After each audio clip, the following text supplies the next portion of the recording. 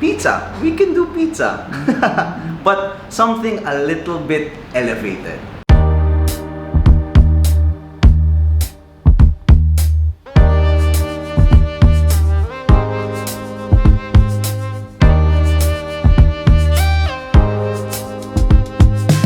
Nan, Babo Kabalen, kamusta kayo po? My name is Louie. My name is Marco Nanan, a in Pampanga, where we discover great places for you to check out. For today's vlog, dadalhin namin kayo sa latest craze na pizzeria dito sa San Fernando, Pampanga. This is Laz Locale Pizzeria. Guys, if you take a look at their menu, and mamaya papakita natin yung mga pizza nila, these are not your ordinary pizzas. Kumbaga, they are elevated type of pizza. Exactly. Na matitikman nyo. And may experience din natin kung paano gumawa ng pizza for the first time para sa akin. So, if you're interested to know more about this, guys, samahan niyo po kami. So tara, let's go!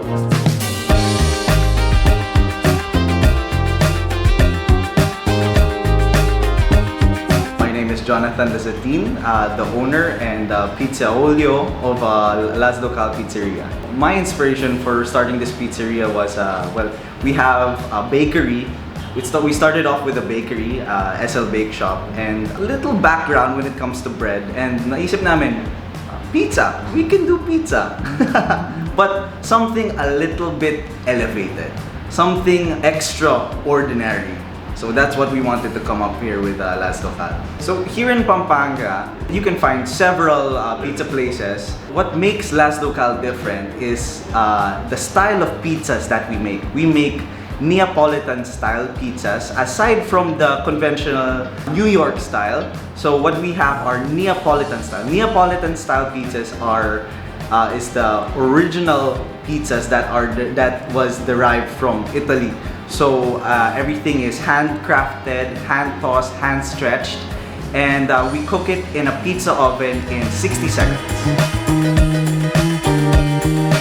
New York style pizzas, the crust is thick through and through. So Neapolitan style pizzas, it's hand-tossed, so that means the crust is a bit thicker but soft, and then you'll notice there's more cheese than crust.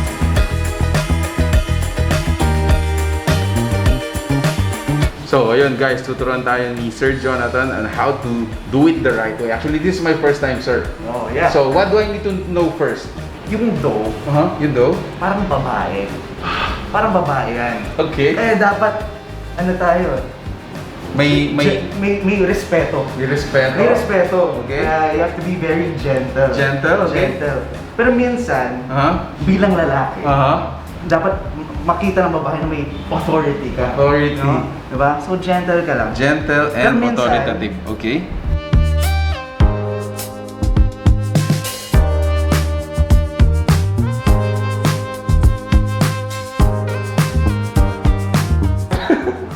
Guys, this is for entertainment purposes. So, hindi po namin nilalamog talaga yung yung dough. What does it do pag ginaganyan natin siya? Ano significance? Sinestretch mo lang siya. Sinestretch mo lang siya pa konti-konti. Okay. Tapos you just go all around. Okay. Okay, stretch it. Yeah. Stretch it.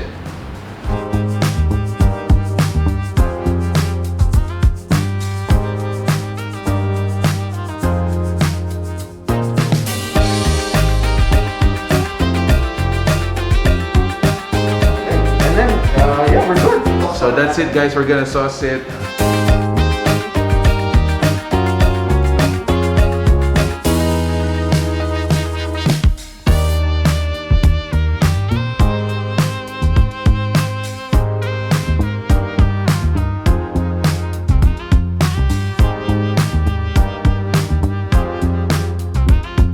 Well, my favorite would be the purple truffle.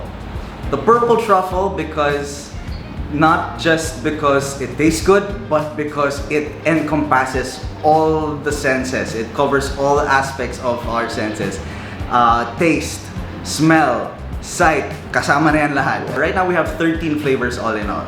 So it's classified into classic and elevated gourmet.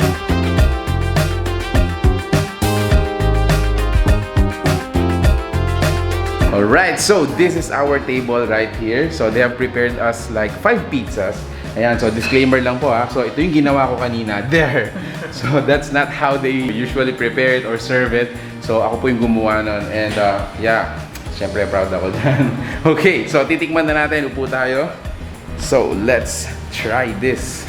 So first impression, Mark, what can you say? First impression sa mga pizza nila, Mhm. medyo kakaiba nga sila when it comes Exactly. sa presentation Exactly. and sa looks pa lang. Exactly. So sabi ko nga, this is not your typical pizza. No? So I mean, from the look of it, let's start from this one. So this is their purple truffle.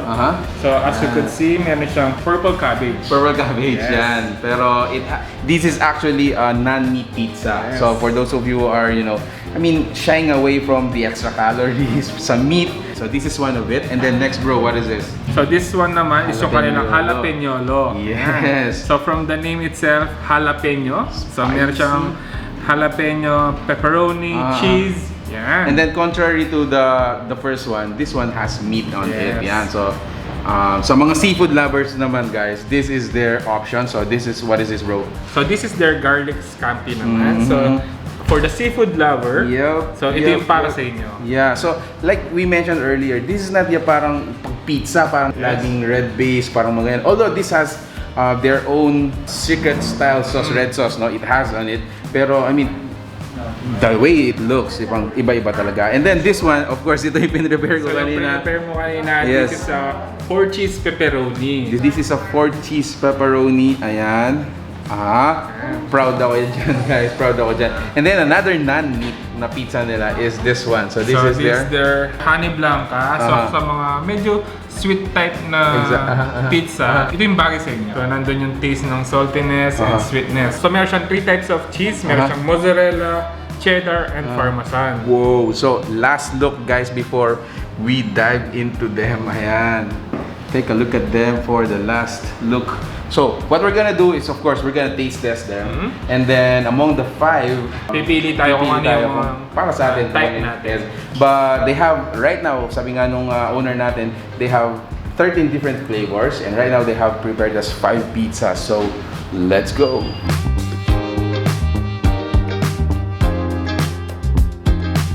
Alright, so guys, trying out my very own pizza. Ayan. So again, this is 4 cheese and a pepperoni.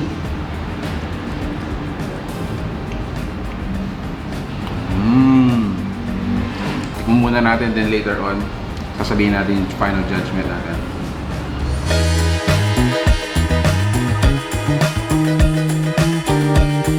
Jalapeñolo. Whoa, well this is hot. Still steaming yan.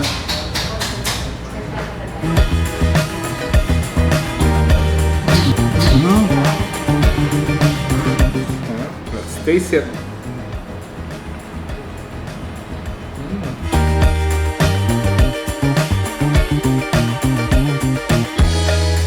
So let's taste naman yung kanilang garlic scampi.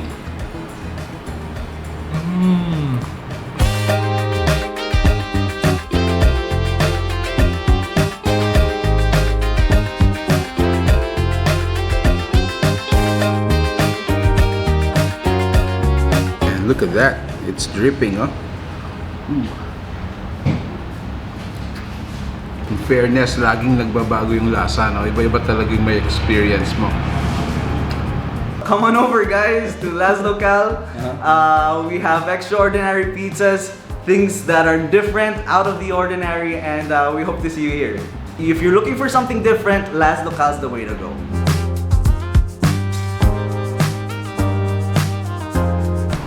Wow! So once again, guys, thank you so much for being with us in this video. And nagpapasalamat kami sa Laz Locale Pizzeria for inviting us. Grabe, Mark, what was your experience? So kakaiba nga yung mga pizza flavors nila dito. Exactly, so, exactly. Kada pizza iba-iba yung flavor na nalalasahan mo. I have to agree, no? I mean, napaka-diverse. It's very unpredictable. Yes. Sa mga usual pizza na kinakain natin, guys. So among the 5, bro, what was your highlight? So sa 5 na sinerve nila, yung jalapeñolo yung para sa akin na nag-stick in. Kasi nandun yung marinara sauce niya, meron siyang kick ng jalapeno, may meat siya, at the same time yung cheese niya, the best. Well, knowing Mark, no, he's a meat lover, so talagang yun yung gugustuhin niya. Para sa akin naman, actually, na-surprise ako dito sa purple truffles nila. So, like I said, no, very recommended siya sa mga going into vegetarian, somewhat into you know, trimming down their weight, parang ako ganun. So, this is an option for them. But then again, siguro konti lang yung difference niya na nag-highlight sa akin dun sa mga iba. Kasi sobrang kakaiba, sobrang nag-enjoy kami. Every slice na titikman natin is a different experience. No? And for the kids naman, syempre. So sa kanila, ay recommend yung kanilang honey blanca.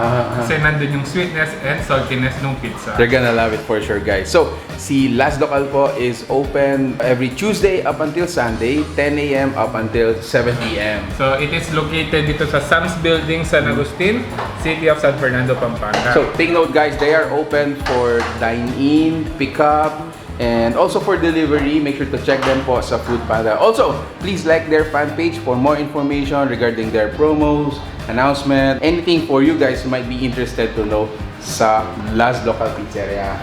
So, if you like this video, please give it a thumbs up, share it with your friends, and visit Laz Locale Pizzeria. Thank you for watching, guys. Until our next discovery.